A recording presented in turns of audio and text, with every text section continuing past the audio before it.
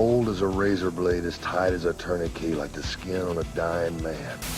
I don't want a piece of the world. I want the whole world.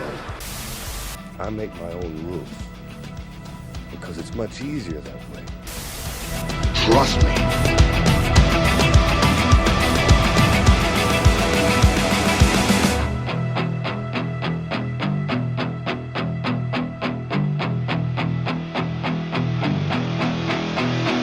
What's up, everybody? I'm Marcus D'Angelo, and you are back in the snake pit. And if you're watching on YouTube, things look a little bit different, and there's good reason. Jake is out, but we've invited another of the masters of the DDT Jake's onto the out. podcast. Jake's out. Get out of here, Jake, because we got another master of the DDT. It's Raven. Dude, thank you so much for joining us today. No, this is an honor to do Jake's podcast when he's not there as a backup for him.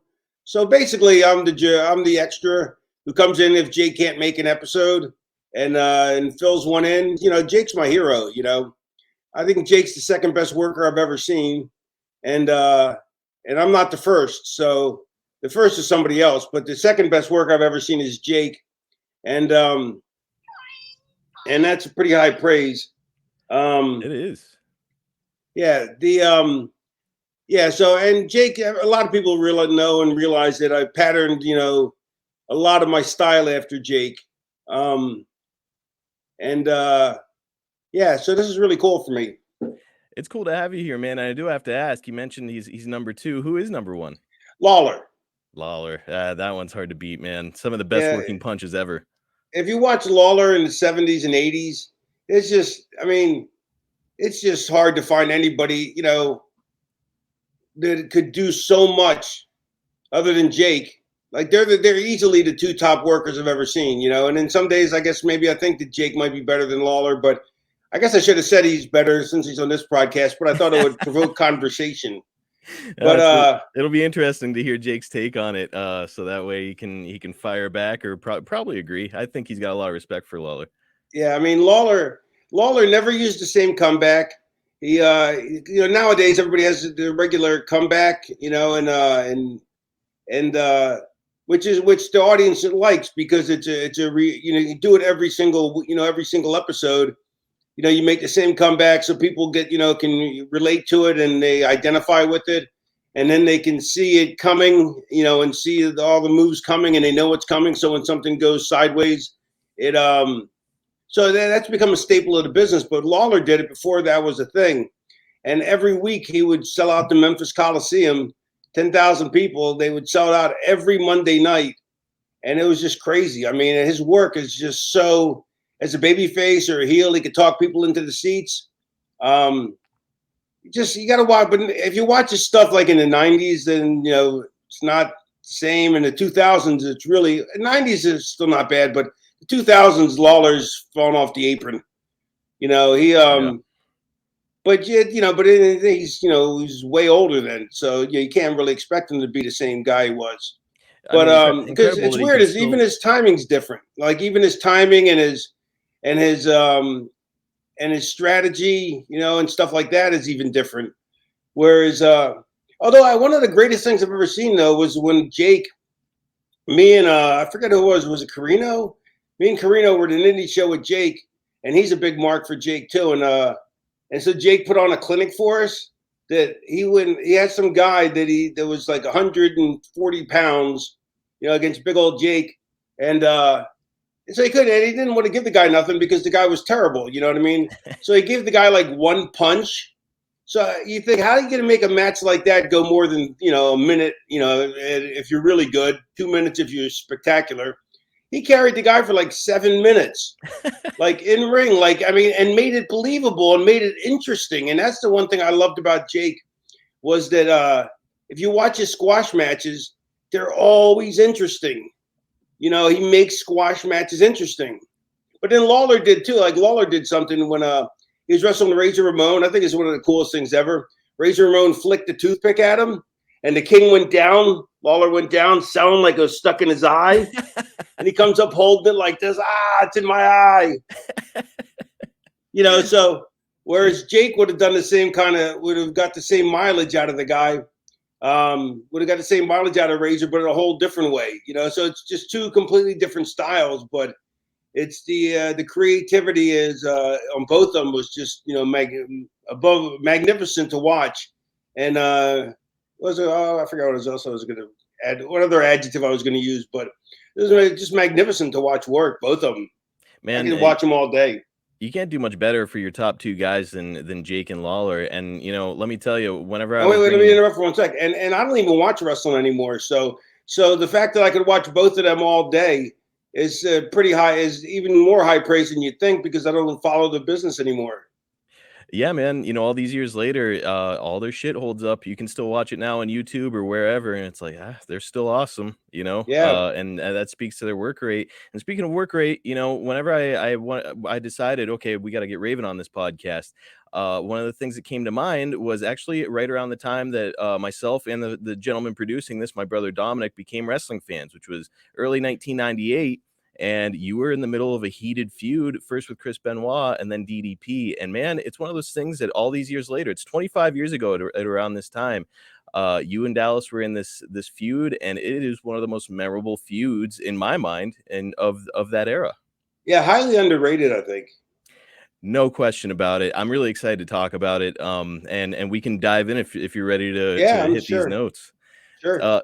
Well, so at the start of 1998, you're feuding with Chris Benoit at first, and after having missed your scheduled match with him at Starrcade 1997 due to, I think it was an inflamed pancreas. Yeah, pancreatitis, like one of the two most painful things you can get, right up there with gout, which I also got from excessive drinking. So that was back in my drinking days. That was actually what finished my drinking days for good, was the pancreatitis, because I ended up spending 8 days in the hospital, 8 days without food or water, because they can't give you anything that passes through your pancreas because it'll continue to inflame it. So I couldn't drink any food. I couldn't eat any food or drink any water. They just had to IV me. And it was brutal, man. Oh, God, so painful. It sounds awful. And Starrcade, it was like this huge show. It was, at that point, the most anticipated WCW pay-per-view ever. Really? With Sting I don't coming remember back. that. Yeah.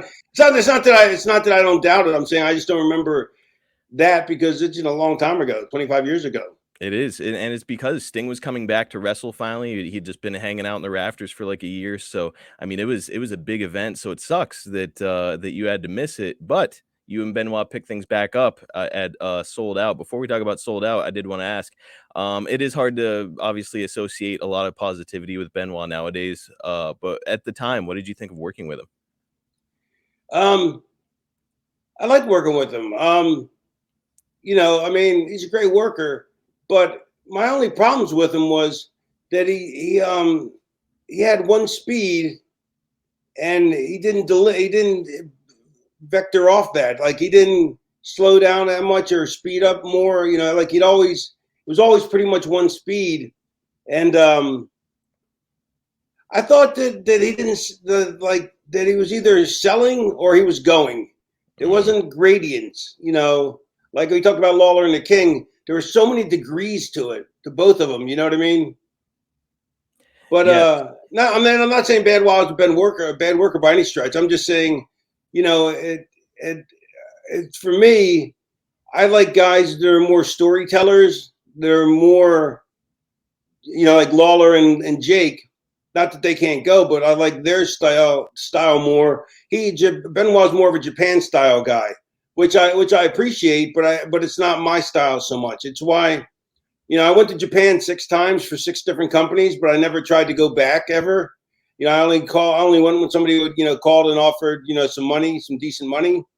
And, because it's just not my style. I'm a episodic TV, I want to have, I want to tell dramatic stories, from one episode to the next. You have to follow the story, the plot, and everything changes from week to week. Whereas matches based on just athletic ability were, for the sake of athletic ability, weren't per se what I was into so much.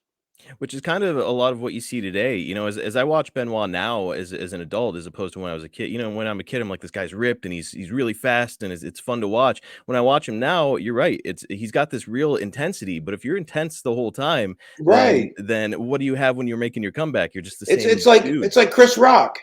Like Chris Rock, when he does his stand-up, he's always like, the man was a crackhead. He's a crackhead for the man. The man was a crackhead. You know, that's a terrible Chris Rock impression. But but He's he's always over always the his top. voice is what's that? He's always over the top. He's always way up there, and I hate yelling at my audience. You know, I want them to, as Jake always said, I want them to come in and listen to me. I want them to lean towards the TV and have to hear me. And they did. They did with your promos. Some of the vignettes the prior year with you, you know, in like a playground or empty classroom and stuff. It was really cool stuff, really compelling stuff. And your character was really beginning to pick up momentum here by early 1998. And you also added a fun new layer here. It sold out with Benoit. You lose the match, but he puts on the crippler crossface. And kind of the real story here is at the end, right before you lose consciousness, you get this giant smile on your face. Yeah. And it was like really sinister. I remember it very distinctly as a kid. Was this idea all yours, or who brought that to you? No, that was I'm not sure whose idea that was. Probably Terry Taylor's or Sullivan's, I'd imagine. That does sound like some Kevin Sullivan stuff to me. But yeah, it was cool. It showed a new layer with this character, just really twisted and fun. At this point, early '98, did you feel like everything was coming together for you, or were you? Yeah, I really did. I really thought it was all coming together, and then it wasn't. But Yeah. that's neither here nor there. You know, that's the way things went. No, it's, you know, I had heard, you know, in previous interviews with you or something that, you know, the whole WCW run was maybe, you know, by the end of it, you were left pretty dissatisfied. But at this point, you're feeling pretty Oh optimistic. yeah, at Like, this okay. point, I'm really optimistic. Well, another performer who had been on the rise like yourself after denying the NWO in 1997 was your old pal DDP. He had a match with Benoit in February, and you interfered with a DDT on Benoit, which cost Page the match and the win, and kicked off this rivalry. It's my understanding that Page was really instrumental in helping you create the Raven character. Can you tell us about that? No, he was not instrumental. He tells us he is. No, this is what Paige said. Paige said, I go, I'm said, I'm a great chicken shit heel. And he goes, no one's buying chicken shit heels. You're going to have to be a tough guy. So I don't want to be a tough guy. Everybody's a tough guy. You know, I mean, I'm a tough guy. I would be a tough guy in my real life, but not in the wrestling business. You know, there's too many tough guys there. So, but Paige's like, no, you got to be one. So I'm like, all right. So he goes, you ought to go in that alternative direction, like the Red Hot Chili Peppers. And that's what he said, like them in Point Break. That's what he said. And then I created Raven. So you tell me how much credit he deserves. Maybe not as much as he'd have us believe, but Yeah. but no, it's I mean, awesome suggestion. But I was saying, obviously topical. the suggestion led me in the right direction. So I'll give him all the credit for that. I mean, you know, that's like a finder's fee, you know, 10%, 15%. But he didn't do any of the creation of the character, you know. Although he did do some editing on the promos. You know, like I would call him up with the promos and he would edit, and he would be like, no, that's not it, you know, until I found it. And then once I found the character, then, you know, then it was all me. So the But I came up with the name, the catchphrase, the clothing, the outfit, you know, the whole style, the look, you know. Was Paige in contact with you while you were doing the Raven character while in ECW? Well, me and Paige always stayed in contact, you know. We're good friends. We're very close friends. That, you know, that we don't see each other all the time, but when we do, it's like we just saw each other yesterday, you know. I love Paige. Very Paige is amazing. Affable, energetic guy. Certainly somebody. Yeah, I can't believe how much energy the man has. Incredible at his age. My goodness. Like, we used to tease him for being older than us, you know, because he was older than everybody. And, you know, in our group, in our social group, and our wrestling age group, and we used to make fun of him, and he hated it. Oh, it drove him nuts. And then now, you know, then 10 years, you know, look, 15, 20 years later, he's like, I'm 75 years old and I'm going strong. And I'm like, yeah, holy shit. I don't know how old he is. You know, he's probably like 63 or 4, maybe. I want to say he's like 65 or something. I know he's only like a year or two younger than Jake. Yeah, but but it's so funny how he went from hating being old to being just like, this is what you can do when you get old, you know, if you you know, do the right things and eat healthy and train healthy. Man, he's living proof. Yeah, no, he really is. You know, I take nothing away from him. I give him all the praise in the world. And Now, he's helped me. He's helped me a couple times in my career. He got me my audition for Scotty. Well, they changed me to Scotty Flamingo, but when I came in WCW, Paige got me an audition, and they weren't looking to hire me because I had heat from the Florida Championship Wrestling. That's a recurring theme in my career, heat from the previous place. But so he got me a tryout, which led, not audition, a tryout. Got me a tryout with WCW, and then of course my work carried the day, and I got the job. But if it wouldn't been for Paige, helping me get the audition, the tryout, I wouldn't have got the tryout. Yeah, and so nobody would have got to see how my talents had improved in Portland while I was gone. After I left Florida Championship Wrestling. all right, everyone, it's time to take a quick break to discuss a service that I absolutely love. We're talking about America's #1 meal kit, HelloFresh, and how you can get farm fresh, pre-portioned ingredients and seasonal recipes delivered right to your doorstep. Skip the trips to the grocery store and count on HelloFresh to make home cooking easy, fun, and affordable. Guys, spring is here and the weather is getting beautiful outside. Wouldn't you rather spend your time enjoying the fresh air instead of grocery shopping or waiting in a long checkout line for overpriced food? HelloFresh takes the hassle out of mealtime this spring by delivering pre-portioned ingredients and easy-to-prepare recipes right to your door.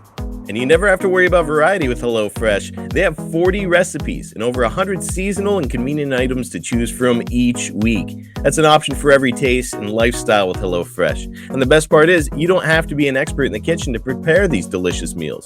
Their recipes are foolproof and arrive pre-portioned and easy to prepare in just a few steps. I recently got my box of HelloFresh, and we could not have been more happy here. We got garlic butter shrimp scampi, spicy pork burrito bowls, and cheddar stuffed meatloaves, and I cannot say enough about how delicious these meals were. Truly, restaurant quality cuisine delivered right to our door, and we had a blast putting these meals together. After a long day of work, it gave my wife and I some fun quality time putting these easy meals together, and we were thrilled with the results. I guarantee you will be too. Ready for this? HelloFresh has got a special offer on their incredible service for our listeners. Go to HelloFresh.com/Snake50 and use code SNAKE50 for 50% off, plus your first box ships free. That's HelloFresh.com/Snake50 to get 50% off and free shipping on your first box of delicious meals from America's #1 meal kit. Well, Meltzer suggests here that Paige was looking to help elevate your character the way that Hall and Nash and Savage had helped to elevate his the year prior. I mean, as this is happening, it's okay. Not only are you getting to work with your buddy, but are you seeing this as like, man, this is a huge opportunity on a major stage? Yeah, absolutely. Yeah, I totally. And I feel like I carried my end of the ball more than as did Benoit and as did DDP. I mean, we all carried it. I think we all hit home runs or we all scored touchdowns, depending on what analogy you want to use. But it was weird then, because then Benoit, as soon as he left the program, they just started beating him. Paige wanted to elevate Benoit too. Yes, and then it moved on. I think thankfully it moved on to just you and Paige. Nothing against Benoit, certainly, but when it moved on to you and Paige, it was kind of like this. Paige was red hot as a baby face, and you were just really beginning to pick up momentum as a heel. So it was just, as a kid, it was fun to watch, and you guys were trading victories. And it's like, man, how is this thing going to end? So yeah, it turned out great. I love the thing we did on TRL. Actually, I've got the clip of that coming up, so hold that thought. We'll get there in just a moment. But DDP did have a variation of "Smells Like Teen Spirit" by Nirvana for his entrance music, and you later got "Come As You Are," which was always something that really stuck out for us too. How did that whole thing come about? Was that from your input? Yeah, they told me that I could have input on my song, so I went to Jimmy Hart and I said, "Can you give me the rip-off version of 'Come As You Are'? Because I just think the music fits my character." And then if you listen to the guitar solo in it, then the guitar solo is from "That Smell" by Leonard Skinner. It's the world's craziest mix, but it works. That is awesome. I had never put that together. That is too cool. Man, iconic music still to this day. Some of the best entrance music I think ever. Speaking of music, though, it's also notable that around this time you participated with Paige and other members of the flock in a music video by Rising by Stuck Mojo. How did that whole thing come about? Paige and I, well, Paige introduced me to him, to Stuck Mojo, and we all became good friends. And then Paige wanted to do a video with him. And Stuck Mojo is the forerunner of Fozzy. Is it really? Yeah, they're the lead guy in Rich. Rich. Rich is the main guy from Stuck Mojo. He also is the main guy in Fozzy. I had no idea about that one. That is really cool. Yeah. Well, so obviously Paige's influence, I guess, has had some impact on Jericho here too, if he's friends with these guys and bringing them around. All right, we've got this from the Observer. This will be the longest bit from Meltzer. It's from the March 16th, 1998 Observer. On 3-5, there's a heated discussion between Chris Benoit and Raven regarding their program. Benoit apparently has had the idea in his head from many directions, since just about everyone sees it the same way, that Raven and Diamond Dallas Page were basically using him to have great matches, but making themselves the strong part and the main focus for the issue. When the plan was made that Benoit would interject himself in their title match, but wind up being laid out twice, first by Saturn's Rings and second by Raven DDTing him on the guardrail, he got hot in the dressing room, whereupon Raven blamed the setup on Page. What do you remember about this backstage issue with Benoit? None of this. I don't remember any of this. So that sounds like some Meltzer fiction to me. Yeah, it does sound like fiction. I think I'd remember that, or at least I'd have an inkling of it. And Benoit wasn't upset with anything. Benoit, he was happy because he was being used well. Mm-hmm. Because he'd been getting buried before us, and then they buried him again right after us. Until he finally left, I guess, or until they had to, And I'm sure a lot of it probably had to do with Sullivan, and Nancy and all that. But, no, there wasn't any. And although Benoit didn't like me at first, and he didn't want to become friends, although we ended up becoming friends, but he didn't want to because he likes to not be friends with his opponents, especially if they're working a program like that, because then he doesn't feel guilty or anything for chopping the crap out of him and beating the crap out of him, because his chops are brutal. Yeah, because I finally cornered him one night. I was like, "Why don't you like me?" I go, because it's not that I don't like you. He goes, because and he explained what I just said, and then ever since that, we were totally cool. Well, I mean, any issues that you and he were or weren't having behind the scenes certainly didn't impact you guys at Uncensored. You guys had a 3-way match, and according to the Observer and the readers, you guys ran away in the polls for the best match there. Ordinarily, Raven, I hear we did. Yeah, you guys were the best match on that poll, and actually coming up, your next match alone with DDP is also going to win best match. So, Meltzer, yeah, I don't recall anything in the Meltzer with me ever being the best. Well, around this time, everything I was reading was pretty positive. He was loving everything. Well, no, I don't think he was negative. I just don't think I don't think I ever got what I do is like a rebounder. It's like Dennis Rodman. Dennis Rodman is the only famous rebounder. Like what I do is sell, and I think selling's so important, but it's so little used by most people, and it's not perfected as an art form like the rest of the business is. And yet, other than psychology, it's the most important thing. And so, it's like the guys who catch the guys who are doing the flips out to the floor, but the guy who catches them is just as important, but gets none of the credit. Yes. And I feel like I didn't get a lot of credit for my matches being great. They were great, the ones that were great, because there's so much selling based. Like me and Dreamer, I don't think me and Dreamer ever got the true credit for our matches that we got for our program. Our program got hailed. I would put me and Dreamer and me and Sandman against any two feuds ever. But but the matches were spectacular too. But I don't think they ever got the full credit because of how much selling we did. And which is so anathema to the people who like to just do high spots and the people who like to watch only high spots. The diehard fans still point to you and Dreamer all these years later, much like you and Page. There were two incredible rivalries, and yeah, it's Well, I think it's the casual fans too. I just think it's the smart fans that want more action. I think those are the ones, because they're just smart enough to not really know what they're talking about. And to your point, it's you guys were great at telling stories, and you're selling Yeah, actually. That's one of the things that Meltzer was putting you over with here consistently. As I was doing the research, he was like, Raven is selling better than almost anybody in the business right now. And really? You yeah, wrote yeah, that? yeah. So I it never was read that. showing up in your work. So ordinarily, I'll hear that wrestlers say that triple threat matches are a little bit of a clusterfuck. What did you think about this thing with Paige and Benoit? I don't remember it very much, but somebody had a clip on Twitter yesterday, and I only go on, so I don't go. The only reason I go on social media is to just to put on my podcast once a week, to link it, and then half the time I forget to put a link to it anyway, and and then I'll just see what people mention, just to see, occasionally what people mention about me, and Mhm. uh, and somebody had a clip from it, so I was like, I ought to take a look at this, see what happens, and yeah, we had some cool shit. It started making me remember, like we did the triple lockup and we did triple sleeper, and we did a bunch of cool shit. Like, to me, it's just one more way to make it more creative.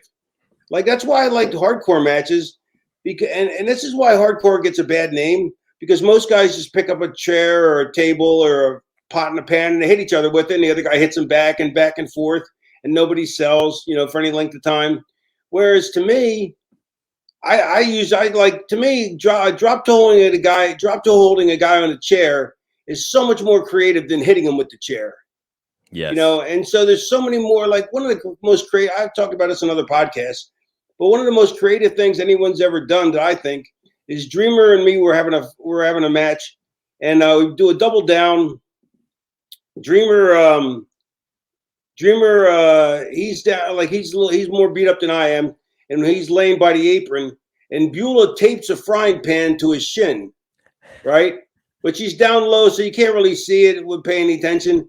And I go to pick up Dreamer when I get up first, and he throws a kick with the other leg. I catch it, and he ends the gears me with the frying pan taped to his shin. I mean, how clever is that? I love that shit. And that's why I liked hardcore stuff, because there's so many more props you can use to make creativity, creative bouillabaisse with. When it's good, man. And being able to improvise, the ability to improvise that hardcore matches kind of provides, man, it can be Yeah, phenomenal. and so that's the same thing with a three-way. It's just more creativity. There's more people. Just like it. That's why I really like tag matches, but I like the glory as a singles guy. So, but I like tag matches because there's more people that you can do stuff with. Absolutely. Well, the next night on Nitro is pretty notable, as WCW is in Panama City, Florida. And not only do you advance in your rivalry with DDP by defeating Benoit to earn a shot at the U.S. title, but you also make a really fascinating reference, and we've got the clip of that right now. Unfortunately for you, you must feel the even flow. DDP didn't have to be like this, Paige. It didn't have to be like this. You and I, we could have ruled wrestling together, side by side. But a long time ago, you deserted me. You turned your back on me. And now, there can be only one. I know the Snake is out there watching, and I know that he'd want it this way. Quote the Raven, nevermore. So I had to throw that in there, especially the reference to Jake. I mean, this thing, it whipped fans into a frenzy back in those days, thinking that all of a sudden Jake was coming in. And it wasn't the first or the last time that you'd referenced Jake in one of your promos. What prompted this? The paying homage to my to the guy I thought was one of the one of the two best workers in the business. Even at the time, I thought they were one of the two best. I mean, at the time, I still do. I mean, it's just I've always felt that way. And my hero, like, originally my hero was Michael P.S. Hayes, not for his work rate, but for his his style and his character, charisma, and so forth. And Yeah. that's who I wanted to be when I first started. But when I became Raven, Jake was my complete role model. I mean, there's definitely some Kevin Sullivan in there too, but it's really Jake. It's sitting in the corner. I got the idea from Jake, as he would slither in the corner and pull himself up. was like, why don't I just sit in the corner and just stay there? You know, that's cool. and then I use the same way he does to pull himself to get up from it. You know what I mean? Yeah, grab the top rope and kind of. Yeah. But although with my shoulder, after my shoulder got really bad, it was like, oh, I hate having to reach up for the. Because I had my left shoulder replaced like 10 years ago, and it was so painful that I held off getting the other one, but the other one's getting so bad, I got to get the other one done in this year. Oh no! And I just had my knees done last year, so my Selena thinks that she's replacing me part by part, one piece at a time, like that. One piece at a time. Song. Yeah. Were you trying at all to get in touch with Jake or to pitch WCW on bringing him in at this time? I think so. I think Paige was too. Man, it would have been cool, especially seeing him as a member of the flock. Holy shit, that could have been. I always wanted to be under Jake's learning tree, you know, but you know, it's funny. Like Disco rode with him for a while, and I was always jealous of that. But I was much happier working full time than having to drive Jake around to indie shows. But by the same token, I really felt like I would have loved to have, you know, I mean, I missed out by not having you know, of course, who wants to not have, like, you know, Disco would have much rather had a job, as so would I. So, because I stayed fully employed for in the wrestling business for 30 years, you know, which is hard to do. Incredible. Yeah. But I always missed out. I always was like, Disco got to spend the time with him, the bastard. I mean, yeah, imagine those car rides. Probably a lot of fun. Very interesting to hear his take. And I always hear you guys say you kind of learn things on the road. Next up on you referenced it earlier on the 329 episode of Thunder there, the clip from MTV's TRL featuring yourself and DDP. We've got the clip right now. Beautiful. What's with the static? What's with the static? How come there's no static for Matthew McWannabe? How come there's no static for the Food Fighters? And how come there's no static for Diamond Dallas Page? They roll out the red carpet, invite him to MTV. Did I get invited? No. I had to get myself on the show. What about me? What about Raven? This is kind of stuff I'm talking about. Me? It's all about himself. You don't care about anybody but himself. You ripped me off out of my U.S. title. Ran on, now brother. I'm gonna rip you off. Quote to Raven. Nevermore. Holy Jesus. Yeah, U.S. title. This should be mine. This should be mine right now. In fact, I think it will be. Oh, Jesus. Quote the Raven. Person? I don't know. Saying anything. Man, that was a high profile gig at the time. TRL was huge. What do you remember about that whole thing? The Foo Fighters nearly shit their pants. It was hilarious. and I remember that they took a photo of it, and he was doing a diary of his trip or whatever. Grohl was, and so he had somebody took a Polaroid, I think, of us, or a photo of us, and in it I looked like a Cro-Magnon man. And the photo was in Rolling Stone magazine, and I'm like, "That's the picture that I get in Rolling Stone magazine." I look like a mutant. It's the worst photo, probably the worst photo, easily the worst photo I've ever taken in my life. And I'm like, "Great, Rolling Stone magazine. Oh well, it's better than not being in it." Just happens to be with David Grohl and Rolling Stone. Oh, geez. Yeah. I'm gonna have to find this photo and maybe use it on social when we post this episode, because I think fans are gonna want to hear it after hearing that. If I remember correctly, the Foo Fighters weren't monsters though, like they became. They were just after like one album, I think, which was still pretty big. But I don't think they were the stars that they became. Although Grohl was always going to be because of Nirvana, but. Oh yeah, now they're one of the biggest acts, you know, to this day. Every time they go on tour, it's sellouts all the time. So pretty cool that you got to do that, and really cool that you got to be on TRL and MTV. Like I said, it was red hot. Everybody, I mean, the demographics lined up too for wrestling fans, the age group, and people who are watching TRL. It was just what a layup of a situation for you guys. Yeah, you know, it's a shame like that MTV was on its last legs though. You know, like. It was breathing, you know, I mean, it's still around now, but it's, you know, but MTV was very influential for you know, and this was when the influential period where it was up. up there. And it was up there, and then it was like, and that's where we caught him. But better late than not show up at the dance at all. So even so, it did still do a lot for this rivalry between you and Paige, and I think helped to influence the audiences a little bit. Hey guys, need to call a quick timeout here. Wanted to tell your listeners what I've been telling my listeners over at OU didn't know for a while now about all the cool things happening over at adsfreeshows.com. He created the soundtrack for generations of WWE fans with some of the most iconic themes in history. Legendary composer Jim Johnston sits down with Conrad to take us behind the themes that we all grew up on, including Randy Orton's Voices. Got your rules and your religion, all designed to keep you safe. But when rules start getting broken, you start questioning. They tell me things that I will do. They show me things I'll do to you. They talk to me. You know, I wanted it to be a little bit creepy. Right. That's what it felt like to me. It was dark, mysterious, creepy. That's just a small taste of what we got waiting for you. With 4 levels to choose from, see for yourself why ads-free shows is the best value in wrestling today. Sign up now at adsfreeshows.com. And the build to Spring Stampede sees multiple matches where Paige is chasing after you, and you lose by countout, and he loses by countout as a result. It's certainly probably the most high-profile feud of your time in WCW thus far, right? Yeah, I think so. Yeah. And at this point, you're totally satisfied with the creative direction? Yeah, I was really happy. I mean, it was until I ran into Goldberg, and then I think they still used me well until they didn't. I forget when they didn't.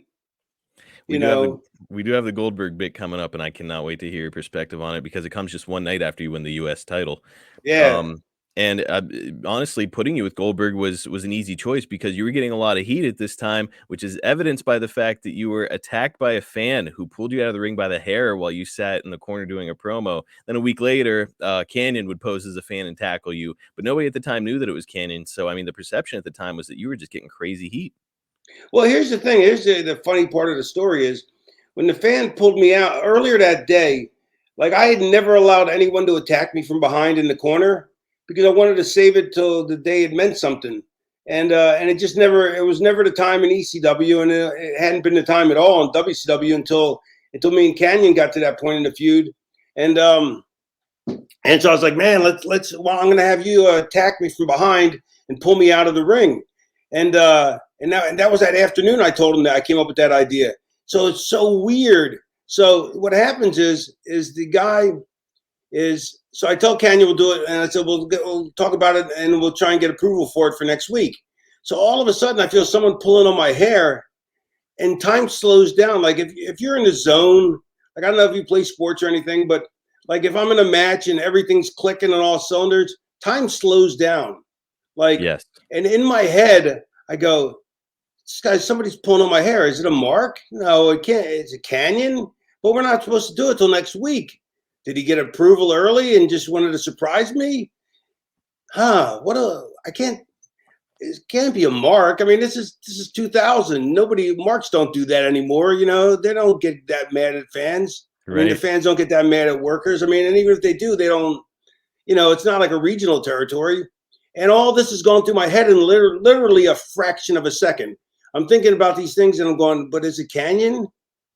But it's the way he would have told me. No, he's trying to surprise me. Is it a mark? And I'm going back and forth, and all this is happening literally in a fraction of a second. And I go, well, shit, either way, I got to go with it because my hair's being pulled. I don't want my hair pulled out. So I'll just go with it. And either way, if it's a fan, I'll get up and I'll beat him up. If it's Canyon, I'll sell for him. And I popped up, and the guy was already taken, and I saw it was some like 80-pound guy soaking wet. And but security already had him, and I wanted to run over and hit him, but I was like, I can't hit him because then I'll get sued. Right. And I'm like, oh well, I'll just go back to my promo. But all this occurred in like a microsecond.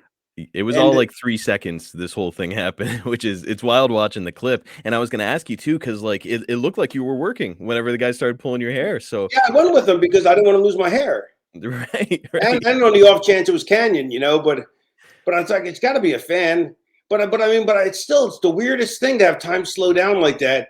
Like one time when I was at in my fraternity house, and I had a room on the floor where you walk into the back and through the back door. Mm-hmm. And I was making faces at my buddy. Him and some girl were coming home, and he punched the glass to make startle me. But the glass actually shattered, and the glass all broke up into little pieces, and I could see a piece as it flew into my eye. Oh my God! Yeah, I got a piece in my eye. I mean, I got it out, but yeah, it was crazy though. But all the glass was like slow motion in the Matrix, and you just see it. But it's too fast for you to do anything. But it's slowed down so you can see it. It's really weird. But those are two instances where that really, where I really recall like vividly time slowing down. Man, it was interesting to see it, and yeah, as soon as you popped up, I was like, oh, okay, because the guy, like you said, he was really little. I was like, oh, this guy's gonna get the shit beat out of him. But then, yeah, it's like you can't punch him once security's got him. Yeah, you can't. But then I just went back to cutting my promos. So I mean, like what else, like people go, oh, it's so impressive. I go, why? What else am I gonna do? What am I gonna bitch it? And it kind of works for the character where he's just like this dismissive, like, yeah, whatever, and gets back to what he's totally. Yeah, so I thought it was sweet. I shouldn't have, but I mean, I could have put it over like oh, these fans are out of your minds and stuff like that. But I didn't want to put it over. I don't want to put over the thing because I didn't want people doing it to me again or to other people. You know what I mean?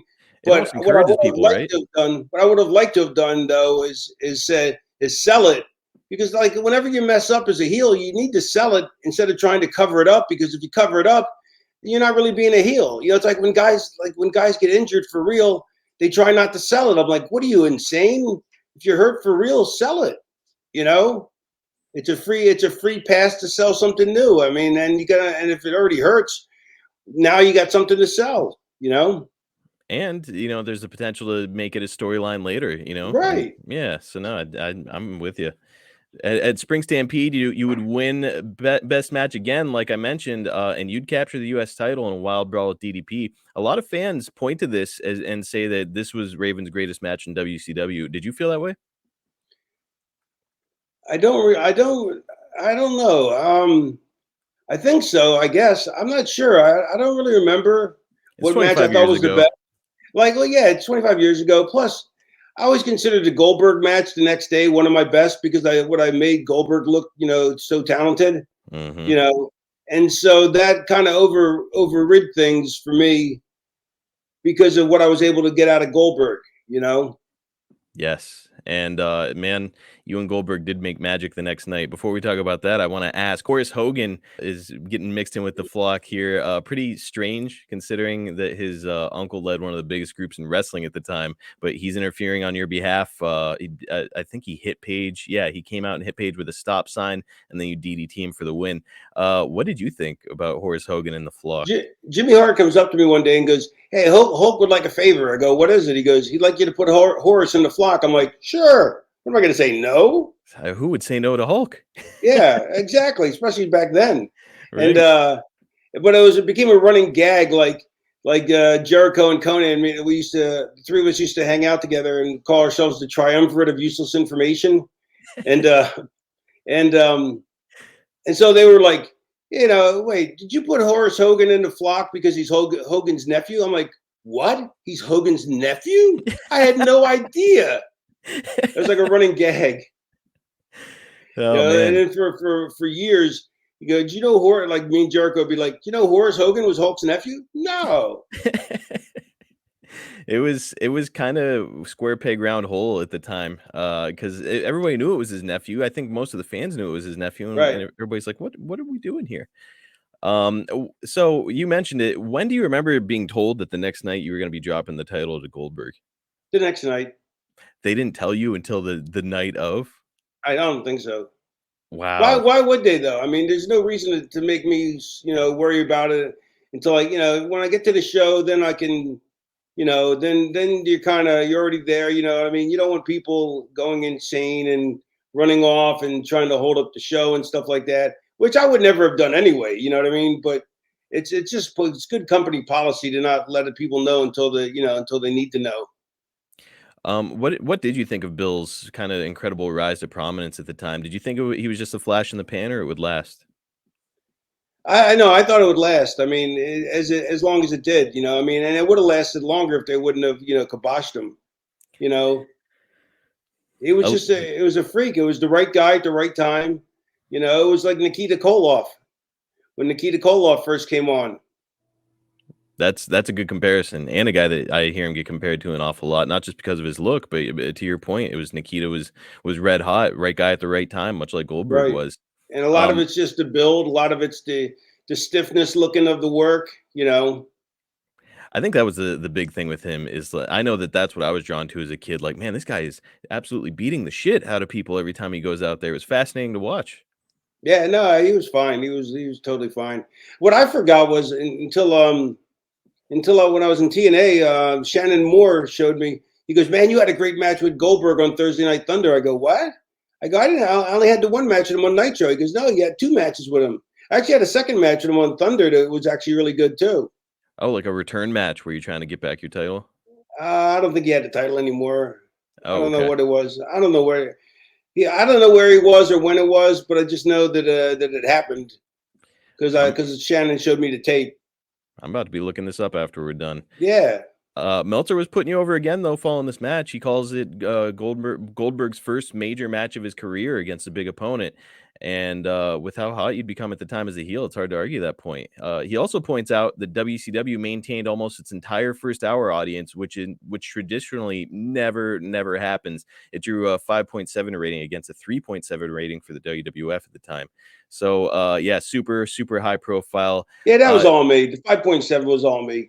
Gotta be, right? I was just gonna say none of that had any of that shit to do with the Goldberg stuff. No, he gets like 1.2% credit. But it did have to feel at the time of the company. I mean, yes, you're dropping the US title one night after winning it, but it's got to feel like the company must have an awful lot of confidence in you to put you in the ring with this guy. Yes and no. I thought that, but I also thought like if they really had that much confidence in me, they'd keep the belt on me, So yeah, it's neither here nor there. I mean, especially one night later. Do you remember what your reaction was? Like, are you just like, yeah, whatever, or you kind of pissed when you get? No, I was really upset because I thought my career was gonna take a downspin. Mm-hmm. Which it eventually did. Do you feel that this was kind of the start of a downspin? I don't remember. I don't know how far into my run that was. Well, I do know that next, you and Paige would have your final kind of match of this rivalry at Slamboree in a Bowery Street Fight cage match. Then I went to Canyon. Yeah, that's right. Yeah, and this was most notable because he put you in almost like a cross position with handcuffs in the cage. So it was a cool match, and Paige gets it back. However, I think Meltzer didn't like the fact that you lost in the rivalry because it did not win the best match poll that time. So the streak is broken.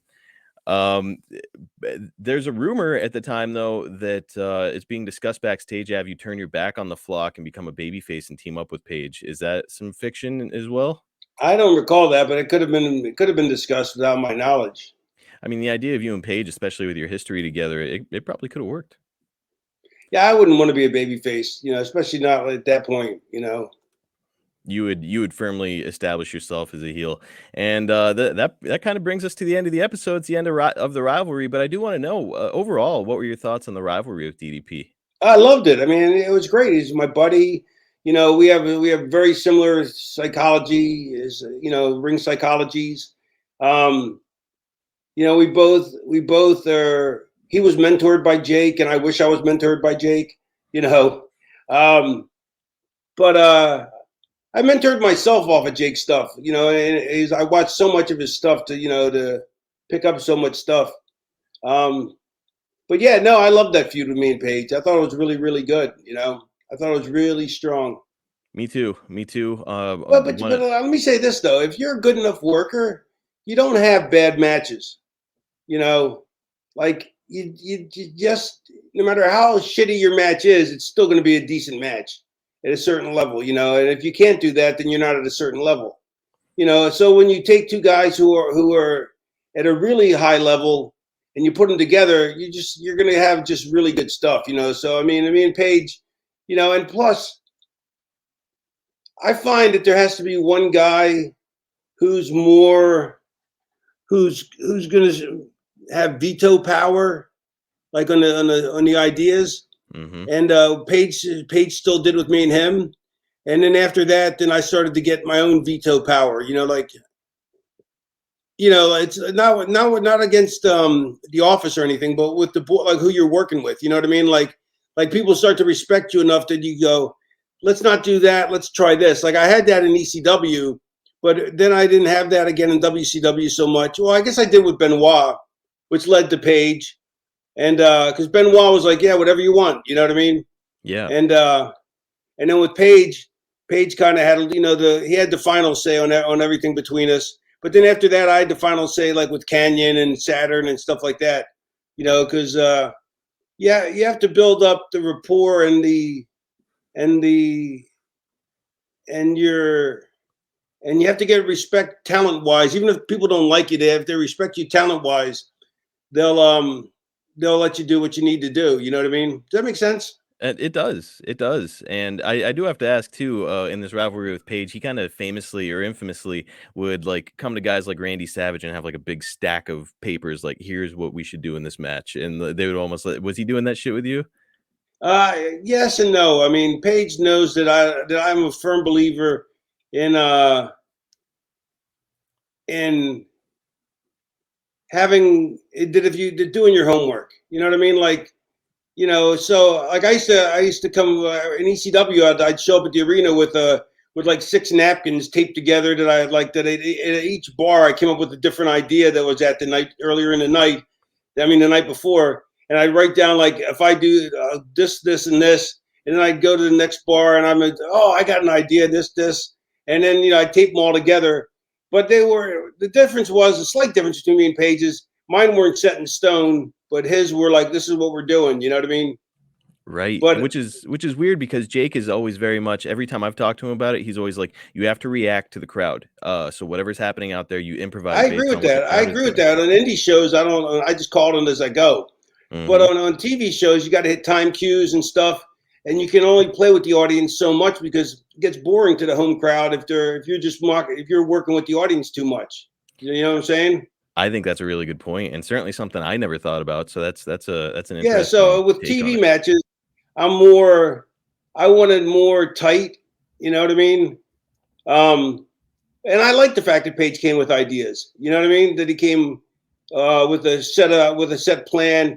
And Paige respected me enough. Respected more than enough that if I said no, don't do this, let's do this. You know what I mean? I did want to ask too. This is kind of just a bonus question because you had mentioned writing stuff on bar napkins. I heard a rumor that my brother here and we live in Pittsburgh, and close to us is Elwood City. I heard a rumor that you and Matt Bourne were in a bar in Elwood City, and you pitched him the Born Again gimmick. Is that true? The Born Again, where he was like kind of doink, like had like half the clown face paint in ECW. Does that ring a bell? I don't know. I think that was the one time I got super stoned, and I smoked pot in high school, but I stopped when I went in the Marine Corps, and I never smoked it. I mean, I tried it a couple times afterwards, but it just didn't suit me anymore. And but I did. We got high that night. I think it was that night because with the promoter and Matt Bourne used to live with him, I think. Okay, yeah, because he was from Elwood City. Matt Bourne was. Yeah, so that makes sense. Yeah. Yeah, and. I got so high that it was so miserable. I think we took glaucoma pills too. So that really, and pot, at that level was so much more high, so much more potent like now it is than it was back when I was in high school, So right. I was like, I don't want to be here anymore. Kill me now, So you just pitched him this gimmick and got the hell out of there. Yeah.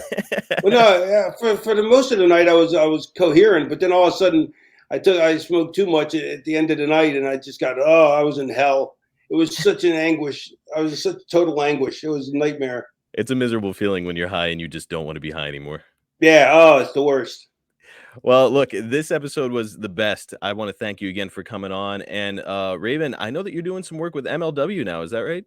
Yeah. It's I think it's some really cool stuff. It's like they're doing old school Raven with a modern twist. it's just it's such a cool combination. Cool to see you still out there doing your thing, man. And you're also doing your thing on your own podcast, correct? Yeah, the Raven Effect podcast. We don't really talk about wrestling. We just talk about stupid shit. It's like three guys having a conversation. Three good friends having a conversation about whatever we think about. And wrestling does creep in there, so there is some wrestling, but I'm like, yeah, you can hear so much of me on wrestling on other podcasts and tapes, and there's enough of that. I think people like to hear, what you think about other things. I think so too. And this podcast tends to be wrestling centric, but I will say that having something like the Raven Effect out there, where it's just guys talking that you happen to have a history in wrestling, it's fascinating. I've heard the podcast. I think it's great. So again, that's the Raven Effect podcast. Go and check it out wherever you get your podcasts. Anything else you got going on, man? Yeah, Cameo.com. I do a video shout out. How Cameo.com works, and want me to break up with your old lady or tell her feet smell and to wear socks to bed because her feet smell, I'll do that for you. All the pleasantries that need to be said. What a life hack, dude. Because when you're breaking up with a chick, sometimes she'll fucking hit you. So let Raven break up with your girl for you. Go to cameo.com/RavenPrime1 and get your cameo from the leader of the flock today. Raven, thank you again so much for joining us, my friend. You're welcome. Thanks. We'll catch you next time right here on The Snake Pit. As an adult, don't we all miss spring break? Nothing like taking a week off from all your responsibilities. Well, here's the next best thing for adults, a spring break from house payments. SaveWithConrad.com can help you get rid of all your credit card debt, just like that. We're routinely helping our listeners save $500, $600, $700, even $800 a month. And you don't need perfect credit or money out of your pocket to do this, but check this out, no house payments for 2 months at SaveWithConrad.com.